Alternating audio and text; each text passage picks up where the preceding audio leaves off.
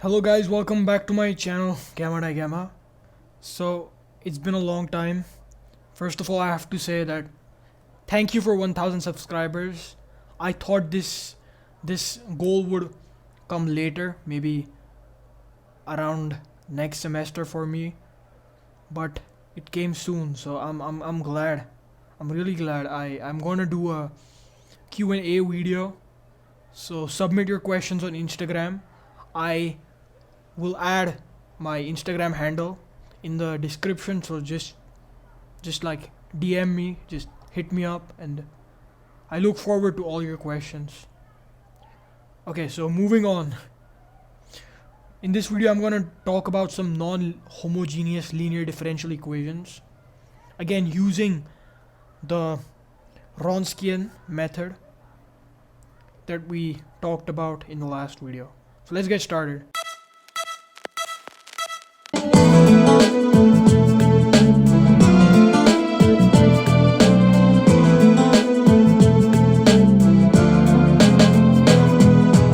First of all, the form of the differential equation we worked with, especially for all the times we use a Wronskian in, was this. So I'll just write it down. If you haven't watched the previous video, I urge you to do that, because that's pretty much a prerequisite for this video. So okay, we're gonna talk about non-homogeneous second order linear differential equations, which means that there is this entire thing which I will call a linear operator, linear differential operator, L sub p, acting on this response which we usually solve for, and instead of having a zero, it has a derive function.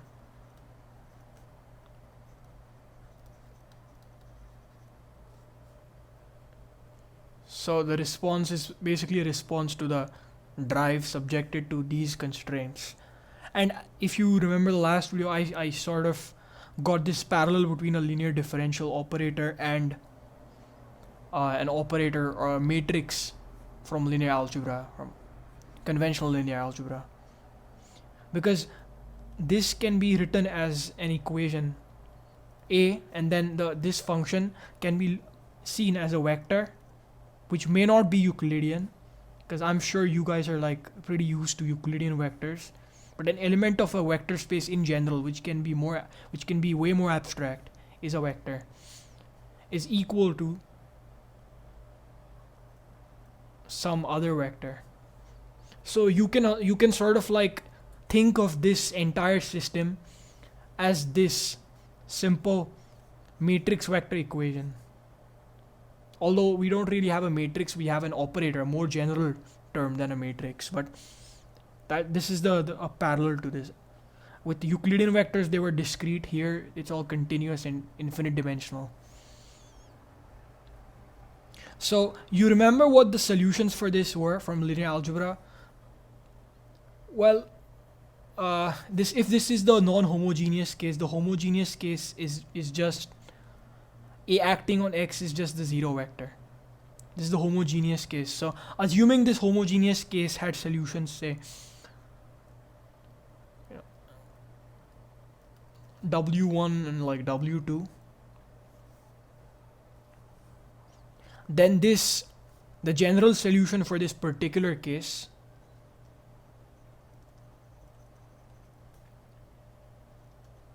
was just the particular solution, which I'm going to call W sub p, plus some linear combination of these two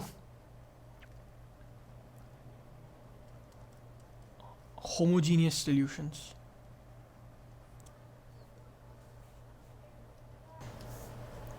And this truly satisfies this equation, this matrix vector equation, because if you plug this in, A acting on W sub p is B, because we said that like W sub p is the particular solution, and A acting on like these guys is just lambda 1 omega 1, And then we know that these guys solve the homogeneous equation, so this is just 0. And lambda 2 A acting on W2, which is again the 0 because that is also a solution of the homogeneous equation. So if you add all of these up, you get this back. So x equal to the particular solution plus a linear combination of the homogeneous solutions, that is the general solution to a system like this. And that is pretty much what we're going to do for when we try to find a y particular, y sub p. A general solution, y of x, is going to be y particular plus some linear combination of the homogeneous solutions.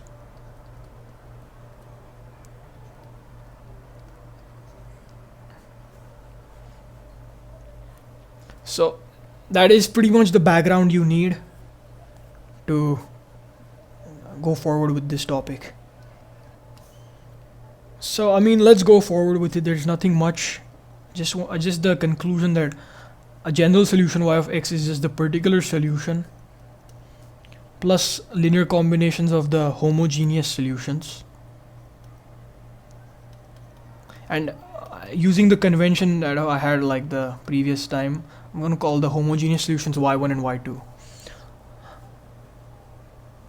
Okay. Now y of x is, say, yp of x. Call this like maybe a naught, b naught. Well, if we can write this as a function of x, it's not a naught here is a constant, but a of x is a function of x times y1 of x plus b of x times y2 of again b of x is as a function, b naught was a constant.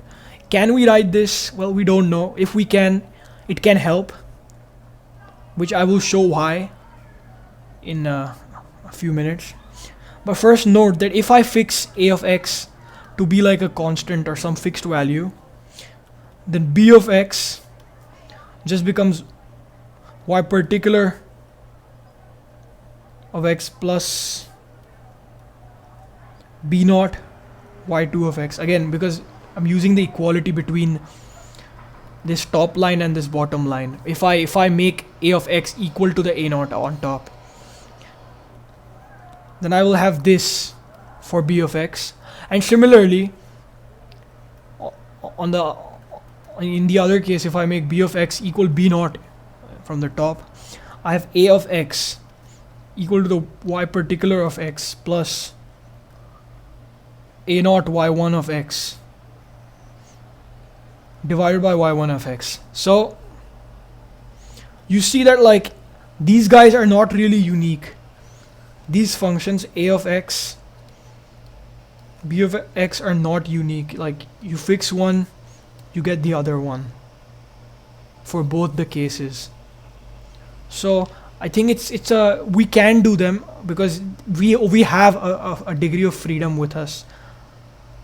We have a degree of freedom to choose whatever a of x and b of x we can to like satisfy, to basically revert to the top form.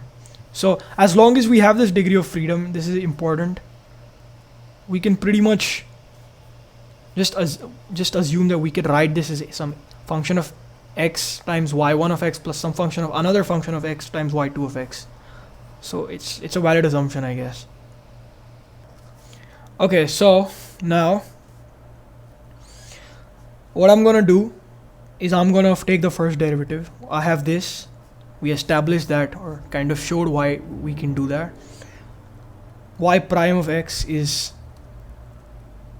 I'm not gonna write of x, just shorthand, y1 prime plus a prime y1 plus b times y2 prime, b prime times y2. Now I'm gonna make an assumption. I'm gonna let a prime y1 plus b prime y2 equals 0, and we can call this gauge fixing. I'm just gonna say that, you know, the bad term, which will sort of cause us trouble in the future, and you'll see in like a minute why it might have caused us trouble. Because we want to basically recover the form of the Wronskian, or try to implement the Wronskian in some way in the future. So that just means that I'm sorry, this second term and the fourth term go away. Not really this term. That term is still there. My bad. I was a little careless there. Yes. Okay, we call this gauge fixing. We do it like a lot in physics, so that, you know, like the math is like less shabby. Here it's just convenience, and since we had a degree of freedom, see, now this keyword is like really important. This degree of freedom kind of allows us to like have this freedom as well. Okay, so we just have y prime of x is basically equal to a y1 prime plus b y2 prime. Again, take the second derivative, the second order ODE. A y1 double prime plus b y2 double prime plus a prime y1 prime b prime y2 prime. And now we can inject this into the original differential equation, because we have all the derivatives we ever need. So the first, we have a second derivative first, so that's basically this term. I'm gonna write the terms in a certain order, and you might see a little y. Okay, plus these are just the first two terms I'm writing. I'm gonna write the last two terms probably like down here somewhere. A prime y1 prime plus b prime y2. I'm just writing them in a little different order. P of x, because we had that with the first derivative, and y prime. Y prime was just this guy, so a y1 prime b y2 prime, and then q of x with like the y term, and the y is like just this. So I just have a y1 plus b y2, if I'm not wrong there. Yes. Plus this other term, which was basically the third and fourth term of the second derivative, is equal to the derive, right? Because it's a non-homogeneous, we have the derive there. Now notice what's happening here. If you just collect like the a terms, we have y1 double prime plus p of x y1 prime q of x y1. Okay, those are the a terms. Then collect like the b terms similarly. y2 double prime p of x y2 prime q of x y2. And then these like straight terms that we like sort of kicked out from the second derivative is equal to the derive. Notice these y1 prime and y2 prime satisfy the homogeneous differential equation, and this is pretty much y1 and y2 acting on that differential operator L of p. You can see by how I've defined L of p here.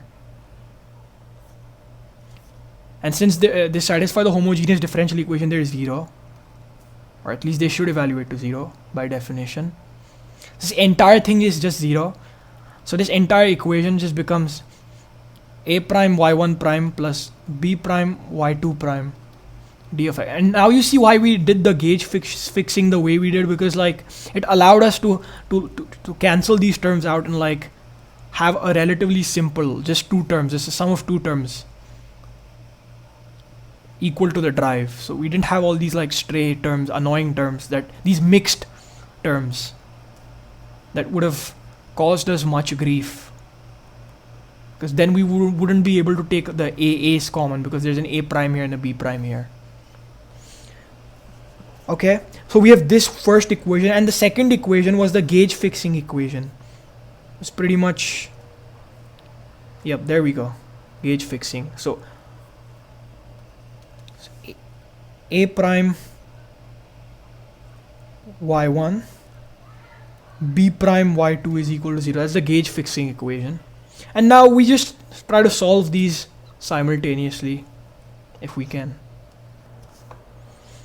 So what we can do is use this 0, something that's equal to 0, to just separate a prime as dA over dx is equal to negative y2 over y1 dB over dx, because that's the b prime. That's just shuffling the second equation up. And I'm going to plug this a prime value into the first equation. So now I have negative y2 over y1 dB over dx plus b prime is dB over dx dy2 over dx, that's just a y prime written, and then that's equal to the derive. Now I think we can like rearrange some terms here, so take this out common, we can get a common denominator here. So you have y1 and then dy2 over dx is just y2 prime minus I'm sorry, there's a y1 prime here, so we have to like multiply this by this. Okay, so if we like try to take a common denominator with y1 in there, we have y1 times y2 prime minus y2 times, this is y1 prime, divided by y1, that equal to the derive. I just took out a dB over dx common, so this just means that dB over dx is y1 of x times the driving function divided by what is in the bracket here, y1 y2 prime minus y2 y1 prime. Well, that is indeed the Wronskian itself in the flesh, the first definition we worked with, not even the e to the negative integral p of x dx. It's just the first determinant definition that we worked with. So that's cool. It just made a wildcard entry right here. That's dB over dx. Well, now we can use this equation 3, to find out what dA over dx is. So dA over dx just happens to be simply negative y2 of x, driving function of x, divided by the Wronskian of x. And then we can integrate both sides with respect to x, this equation and this equation, to just get b of x. This just becomes integral y1 of x d of x divided by the Wronskian of x dx plus a constant of integration which I will call b naught. A of x equals negative integral y2 of x driving function of x over Wronskian of x dx plus another constant of integration a naught.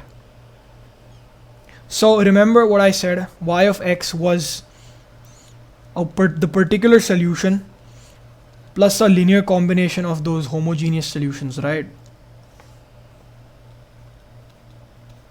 And we assume that we could write this as a of x times y1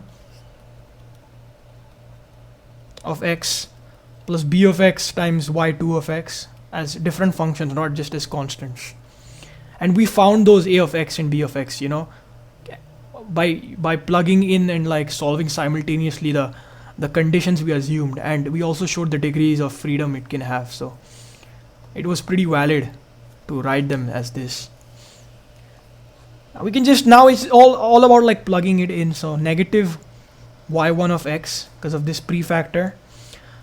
A of x is this integral y2 of x driver of x over Wronskian of x dx plus y2 of x, there's a prefactor there, y1 of x d of x over Wronskian of x dx. But don't forget these like constants a naught and b naught, which are being multiplied by y1. So we have a naught times y1 plus b naught times y2.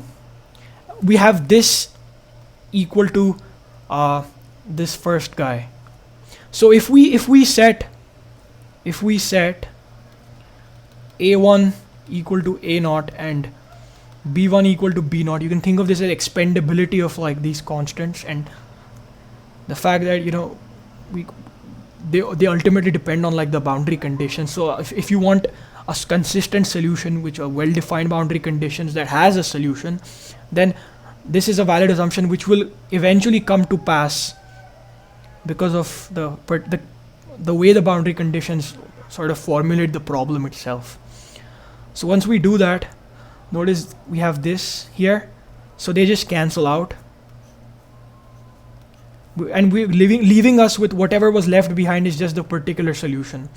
This just means that the particular solution of this differential equation, which was driven, is just this, what I'm writing here, minus y1 of x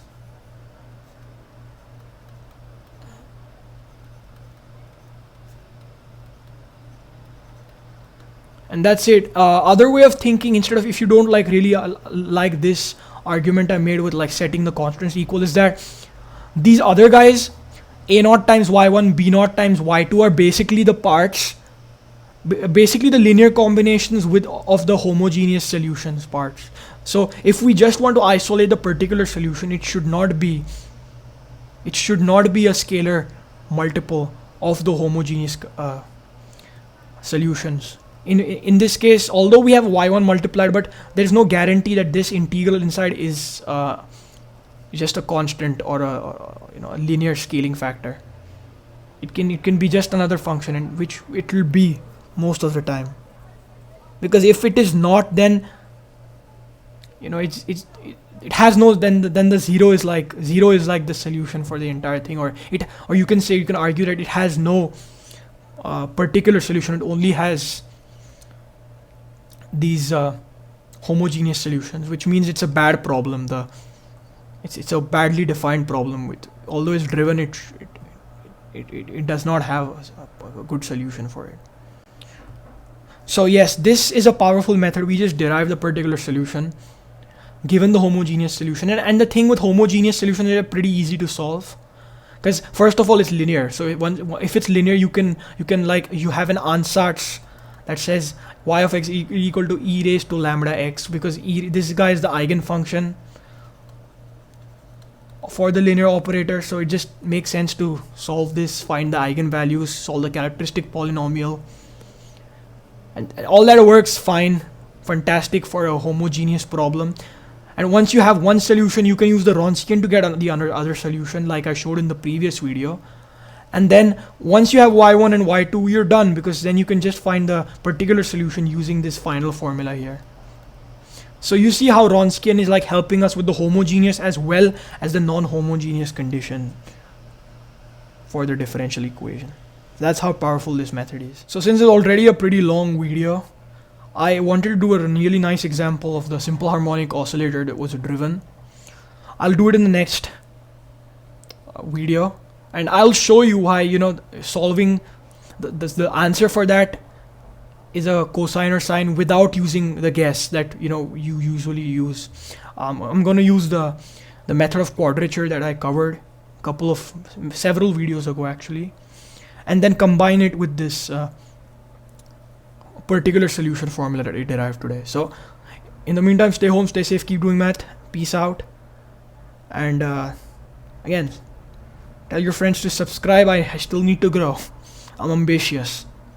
See you next time.